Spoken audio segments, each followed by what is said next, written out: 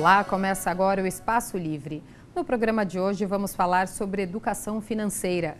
Recentemente, uma pesquisa do SPC Brasil mostrou que quase 40% dos consumidores admitem ter comprado algo que não precisavam devido à facilidade de crédito. Para discutir o assunto, recebemos o educador financeiro do SPC Brasil, José Vignoli. Seja bem-vindo, José. Muito obrigado.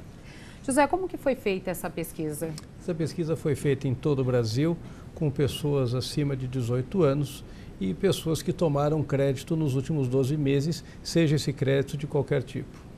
E há um perfil específico dessas pessoas? Essas pessoas são pessoas acostumadas a comprarem através do crédito e isso muitas vezes traz consequências. Então, por isso da importância dessa pesquisa para que nós possamos analisar e até contribuir para que outros consumidores não façam nada errado na hora de tomar crédito. E tem um perfil por idade, por exemplo, ou por sexo, que compram mais por impulso? Não, hoje a compra por impulso, ela já está, assim, vamos dizer assim, disseminada. No passado, as mulheres compravam mais vestimentas, maquiagem, esse tipo de coisa. Mas hoje, com o advento dos aparelhos eletrônicos, os homens se equiparam nos gastos com outros produtos, mas é muito equilibrado.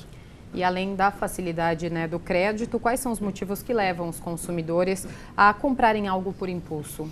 Muitas vezes as pessoas tentam compensar alguma emoção através das compras. Então é muito normal uma pessoa que esteja eventualmente triste queira compensar esse sentimento fazendo aí as suas comprinhas. Ao mesmo tempo, as pessoas que estão muitas vezes confiantes acabam também se excedendo. Tudo isso é fruto da falta de planejamento. Então, a falta de controle, a falta de planejamento faz com que as pessoas comprem e muitas vezes se arrependam logo depois.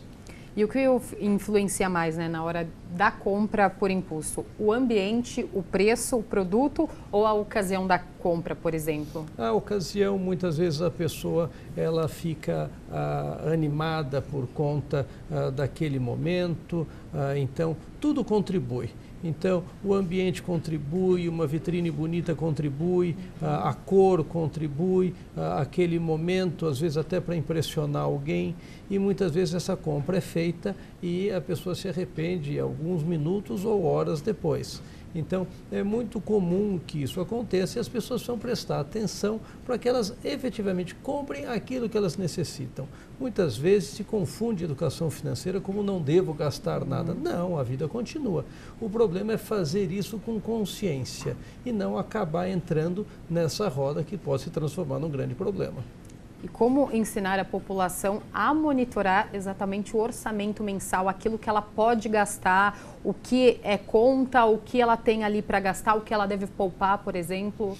Esse é o grande trabalho que nós fazemos através do portal Meu Bolso Feliz, que é uma iniciativa justamente para levar as pessoas a se conscientizarem que é necessário ter um controle e ter um planejamento. E muitas vezes as pessoas fogem desse assunto achando que é alguma coisa muito complicada. Eu costumo dizer que aquele caderninho velho, aquele caderninho que os nossos avós usavam, também é muito útil. E hoje nós temos aí aplicativos, nós temos aí ferramentas fantásticas de controle. Mas para aqueles que não têm familiaridade ou ainda não tiveram coragem de começar, o bom caderninho ajuda muito. E qual que é o site, o portal que o senhor falou? É o www.meubolsofeliz.com.br. Lá a população vai encontrar mecanismos, ferramentas para controlar os gastos? Não só ferramentas para controlar os gastos, mas também testes, avaliações, onde a pessoa vai se conhecer melhor. Ela pode ter uma surpresa ao realizar os testes que o Meu Bolso Feliz patrocina, porque aí ela vai conseguir entender, ela vai conseguir se ver no espelho, ver que aquelas atitudes podem ser mudadas. E a partir daí as pessoas pegam as outras dicas, começam a navegar mais pelo portal, que tem dicas para aquelas pessoas que estão devedoras, até para aquelas que têm o dinheiro para aplicar. E como você analisa a facilidade das compras online neste cenário? As compras online, elas estão cada vez mais fortes no mercado e elas precisam ser analisadas com muito cuidado por parte do consumidor, porque nós falamos aí do conforto, do ambiente e nada como fazer compras naquela sua poltrona preferida, não é? Então, isso leva as pessoas a comprarem muitas vezes aquilo que realmente elas não precisam. Temos aí situações onde as pessoas acabam recebendo em casa pacotes e nem sabem o que compraram. Então, é preciso muito cuidado, muito exame nos próprios sites, alguns são muito fáceis de se comprar, um clique você já comprou. Então, analisa, pensa, procure, aproveite daquilo que a internet pode lhe dar de bom, que é a pesquisa de preço, que é a qualidade, verificar o que os outros consumidores acharam. Então, esse é o lado bom. O lado que pode ser questionado é aquele conforto, aquele momento de lazer que você está, então, utilizando para fazer compras, muitas vezes desnecessárias. As compras por impulso, elas acontecem mais online ou nas lojas físicas? A compra por impulso ela acontece em todos os ambientes de compra, tanto físico como por internet, né, por online. O ponto é que a pessoa pega aquele momento como se aquilo fosse um lazer. Aquilo também é um lazer. Então, elas têm que ter ideia do que realmente elas precisam, por que elas foram ao shopping, à loja e se realmente aquilo é muito necessário. Nós costumamos dizer muito que a pessoa compra, chega em casa, abre o armário e tem coisas que ainda nem usou, mas comprou mais um. E aí comprou, dividiu, aumentou seu endividamento, eventualmente não tem um controle, não tem um planejamento. É aí que começa aquela bola de neve e nós vemos esse número de inadimplentes que é muito alto hoje. No caso da compra online pela internet, quando você entra num site procurando um produto, você acaba recebendo sempre um e-mail com aqueles produtos que você procurou. Você acha que isso facilita ainda mais a compra?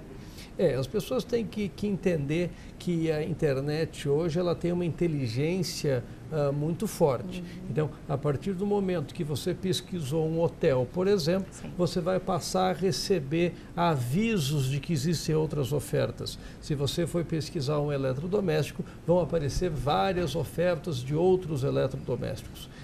Não é por conta dessa ferramenta que o comerciante está se utilizando que você vai ter que comprar. Então, nós temos que lembrar que o comércio é algo antiquíssimo e, obviamente, que o comerciante ele quer vender.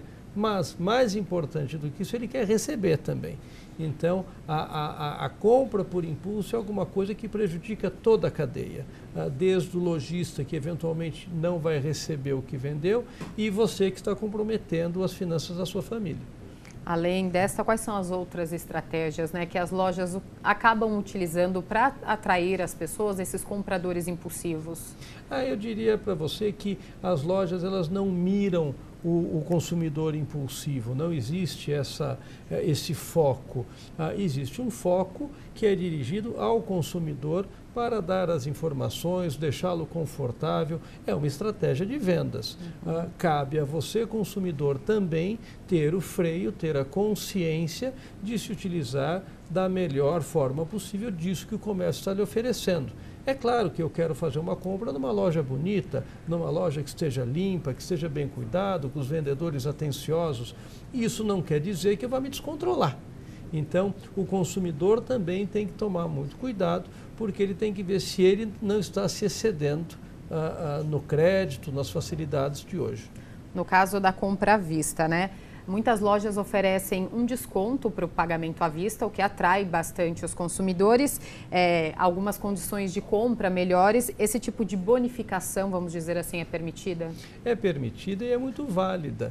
O consumidor, inclusive, ele tem que reaprender a pechinchar.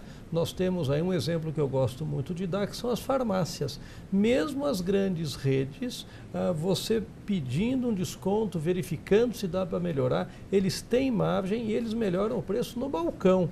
A ponto de hoje nós temos muitas farmácias uma ao lado das outras. Sim. E você vai em uma, vai e volta, você acaba tendo um desconto muito significativo. Se você não perguntar, ninguém vai lhe falar. Então, pechinchar, procurar pagar à vista e parcelar aquelas compras que realmente mereçam ser parceladas. Valores maiores ou com valores menores, desde que você tenha o controle de quanto você está parcelando. É muito comum que as pessoas tenham seu cartão de crédito e que nunca examinem o extrato, ou nunca entrem no site do banco para ver em que situação está. Então, o acúmulo de pequenas prestações vai trazer um descontrole. Mas, mais uma vez, é muito importante a educação financeira para dar essas orientações. Então, o lojista está no papel dele, o consumidor está num outro papel, o crédito também. Se tudo isso for utilizado com consciência, é bom para toda a cadeia. E qual é o melhor aproveitamento do cartão de crédito no momento de crise? Em primeiro lugar, verificar se aquele cartão de crédito, aquele tipo de cartão é o que mais se adequa às suas necessidades. Então, se lhe oferecem um cartão internacional, Gold, Mais, Super, você precisa daquilo? Quem que você quer impressionar? Não, eu não preciso desse cartão. Eu preciso de um cartão de crédito, porque é um meio de pagamento muito cômodo, mas pode ser aquele cartão simples. Eu não preciso desse cartão que, inclusive, vai me custar caro por conta das anuidades, essa coisa toda. Então, esse é um primeiro ponto. O segundo ponto é ter efetivo controle daquilo que você está comprando. Como que você vai utilizar, como você está utilizando, em que momento, é a melhor data, não é a melhor data. Isso é controle. Não adianta ficar procurando a melhor data se você nem olha o seu extrato. Então, tudo isso funciona de forma conjunta. Então, o cartão que mais se adequa às suas necessidades, o que for o mais barato possível, pode barganhar no banco também e que seja utilizado com consciência. Passou dos limites, percebe que não tem controle, esconde o cartão de crédito, não faz mal a ninguém. Tem muita gente que compra por impulso, até porque vê o limite ali no cartão e acha que aquele dinheiro ele tem, mas na verdade ele não tem e vai pagar um juro absurdo, né? Se ele não pagar a fatura, ele vai pagar um juro muito alto e também, emendando essa colocação que você fez, é aquela história das pessoas que sempre aceitam o maior prazo para pagar. E muitas vezes não se atentam se esse prazo tem juros embutidos ou não tem juros. Não é porque, vamos imaginar, a compra pode ser feita em 6 vezes sem juros que você precisa aceitar os 6 vezes sem juros. Dependendo da sua situação, você vai receber uma bonificação, 13º, talvez em 2 vezes seja bom, porque você paga, está adequado ao teu fluxo e você tira o problema da frente. Mas as pessoas elas acabam esticando muito. Inclusive compras muito do dia a dia. Eu já vi muitas pessoas parcelarem em 6, 7 vezes compras para o churrasco do sábado. Então, esta é uma compra impulsiva e você está pagando juros em cima de uma coisa que é momentânea. A gente vai continuar nosso papo. Daqui a pouco vamos para um rápido intervalo e já voltamos com mais Espaço Livre. Estamos de volta com Espaço Livre. Hoje falando sobre a pesquisa Uso do Crédito, feita pelo SPC Brasil e pela Confederação Nacional de Dirigentes Lojistas. Nosso convidado é o José Vignoli, educador financeiro do SPC Brasil. José, de que maneira a crise mudou, as compras da população, da família brasileira? A crise trouxe uma realidade de que o consumo estava exagerado. Então, muitas famílias hoje endividadas estão tendo que rever todo o seu orçamento. Isso, sem dúvida nenhuma, impactou em toda a cadeia produtiva. As pessoas têm que aproveitar esse momento de crise, de dificuldade, para que ele seja educacional. Então, não adianta nada a crise passar e eu voltar a gastar irresponsavelmente. Então, é um momento de aprendizado. E o que eles deixaram de comprar, por exemplo, que eles compravam antes? Ficou mais nas coisas primordiais dentro de casa mesmo, alimentação? Muita troca de marcas. Então, aquelas marcas mais caras substituídas por marcas mais baratas, muitas vezes um aproveitamento melhor das coisas, por isso que eu digo que é educacional. Então, aquilo que podia haver um certo desperdício, hoje já está sendo repensado, para tentar fazer com que as contas fechem. E quais são os principais impedimentos para o brasileiro conseguir poupar dinheiro? Por que é tão difícil? A dificuldade está na falta de planejamento. Muitas vezes as pessoas vivem acima das suas condições financeiras, as pessoas hoje muito pressionadas pelas redes sociais, então todo mundo está feliz, todo mundo está de férias, todo mundo está comprando, menos eu. Então isso gera uma pressão bastante grande e as pessoas acabam então abandonando ou nem iniciando um planejamento e acabam gastando mais do que podem. Eu diria que é o velho ditado, né? Você ganha pouco ou gasta muito. Então, isso tem que voltar à nossa consciência para que nós possamos viver bem diante da nossa realidade financeira e sempre procurando crescer. É possível sim poupar. E como fazer, né, a renda durar mais nessa época de crise? A partir do momento que você tem um planejamento, você consegue fechar as suas contas. Se você não está conseguindo fechar as suas contas com a renda que você tem, eu não estou dizendo num caso crônico de desemprego, você tem que ver aquilo que pode ser cortado, aquilo que pode ser adaptado, para que você, então, se adeque à sua realidade. A partir daí, fixar um percentual ou ter a habitualidade de guardar. Muito do que estamos passando hoje nas famílias é fruto da falta de poupança. Então, na época em que tudo ia bem, havia pleno emprego, os salários cresciam mais do que a inflação, as pessoas tinham a oportunidade de guardar dinheiro e não guardaram. Então, agora, com a crise, com o desemprego, essa conta chega de uma forma bem mais pesada. E para quem quer poupar dinheiro, quais são as principais aplicações? Hoje nós temos aí, desde a poupança, que falam mal da poupança, mas não é merecido pelo produto, porque muitas pessoas nem guardam dinheiro. Então, se elas pelo menos colocassem na poupança, já seria um grande negócio. A poupança é sempre o produto inicial, é o produto de entrada no mundo dos investimentos, é alguma coisa que tem uma facilidade muito grande de saque, de colocação, tem isenção de impostos, mas a pessoa pode ir crescendo no conhecimento. E aí temos o Tesouro Direto, que hoje também é uma prática bastante comum, temos vários fundos, CDBs, enfim. Mas também aí entra uma dica que é sempre procurar entender exatamente onde está indo o seu dinheiro para a poupança, escutar o gerente do banco, mas conferir em outros sites, aproveitar a internet, os aplicativos, entender exatamente onde você está colocando o dinheiro. Não é porque o profissional do banco indicou aquela aplicação que ela será a mais adequada para você. E procure estudar sempre, procure saber sempre mais. A acomodação é muito ruim. Eu me acomodo não poupando, eu me acomodo não guardando dinheiro. Quando sobra algum dinheiro, eu aplico em qualquer coisa. Esse hábito tem que mudar. Quanto que o brasileiro deve poupar para colocar na poupança? Por exemplo, ele percebeu que ele está comprando por impulso demais, está comprando coisas desnecessárias, resolveu sentar e planejar do salário dele, do que ele recebe, quanto que ele deve separar para pagar as contas de casa, os gastos com a família e para ele poupar, por exemplo, para uma viagem. As pessoas elas têm que imaginar qual é o objetivo dessa poupança. Você falou, por exemplo, poupar para uma viagem. Existem poupanças talvez um pouco mais urgentes do que para a viagem.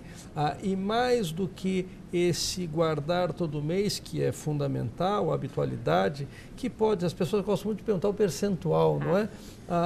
Eu digo que quanto mais melhor, mas se precisa ter alguma coisa, vamos falar em 10%, por exemplo, mas além dessa poupança, existem momentos na vida do assalariado ou na vida do autônomo que são muito importantes. Então, o que você fez com o seu 13º ou com parte dele? O que você fez com as férias ou com parte dela? Aquele mês que você teve um faturamento maior, será que ele não pode compor uma reserva para aqueles meses que são costumeiramente mais fracos? Então, é muito interessante que o autônomo chega, por exemplo, em janeiro e fala: esse mês está muito fraco, a conta não está fechando.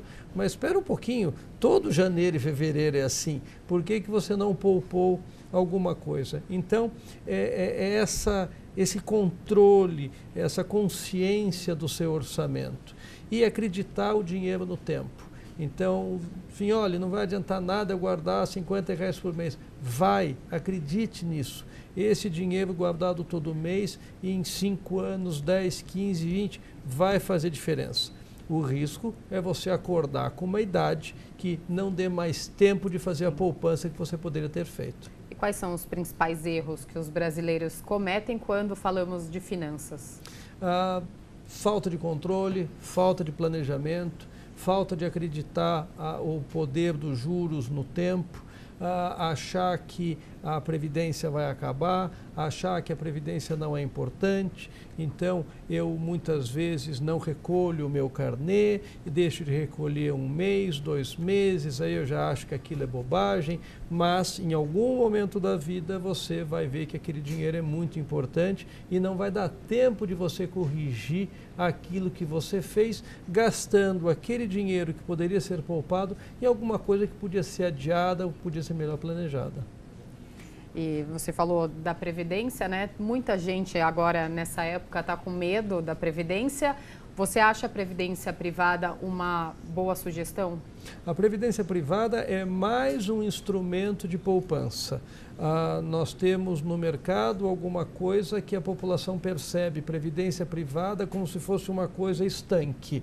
A previdência privada nada mais é do que um investimento de longo prazo que precisa ser muito bem examinado. Existem taxas de carregamento que oneram o investimento, existem juros baixos, existem aplicações ruins. Então, se você tiver o hábito de poupar, a Previdência pode ser um complemento da sua poupança, poupança no sentido reserva, e não alguma coisa exclusiva. Eu vejo muitas pessoas que dizem eu guardo dinheiro, mas o que você faz? Eu ponho tudo na Previdência e quanto tem rendido a sua Previdência? A pessoa responde, não sei, porque está na Previdência. Por isso que eu digo que o desconhecimento do produto financeiro pode trazer maus resultados. Então, a previdência privada é alguma coisa importante, mas ela é parte de uma estratégia de investimentos. Seria melhor algumas pessoas investirem só na poupança ou em algum outro tipo de aplicação? Então, para essas pessoas que acabam não sabendo quanto rende, às vezes não vão aplicar muita coisa todo mês? Eu acho que a poupança ainda é um produto defensável para essas pessoas que não têm esse controle, não têm essa habilidade, não têm até esta vontade. O que o baixo rendimento da poupança não pode justificar é a não formação de uma reserva. É melhor você formar uma reserva na poupança, desde que você alimente essa poupança com habitualidade, do que não ter nada. Então, dizer que a poupança é um mau produto é uma boa desculpa para não guardar dinheiro. Olha, 1 em cada 10 inadimplentes fica com o nome sujo, né, por empréstimo de nome para familiares, amigos. Como lidar com essa situação? Porque eles ficam com o nome sujo, a família não paga, eles não têm como pagar esse dinheiro.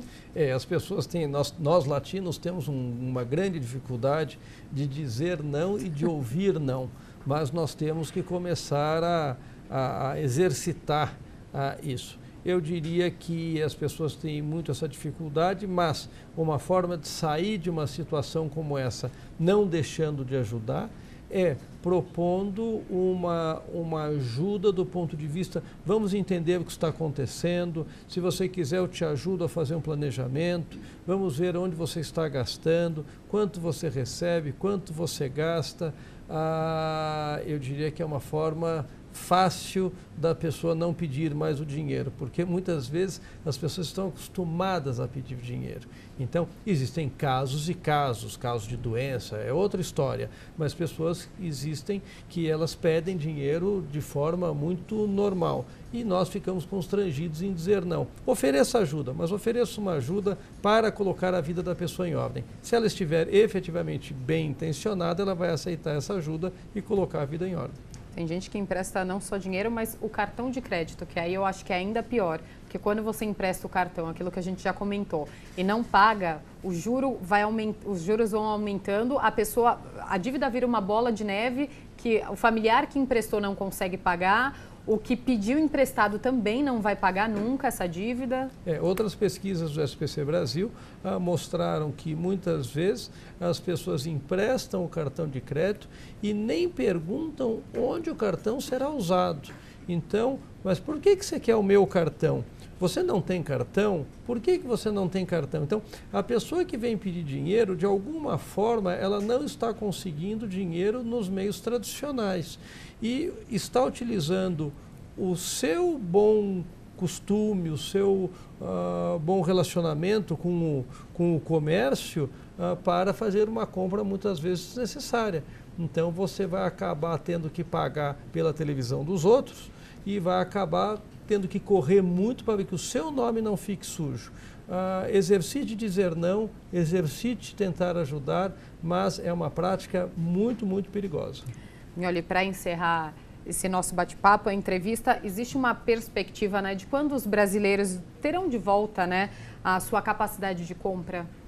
Nós temos aí a economia dando aí pequenos sinais de recuperação.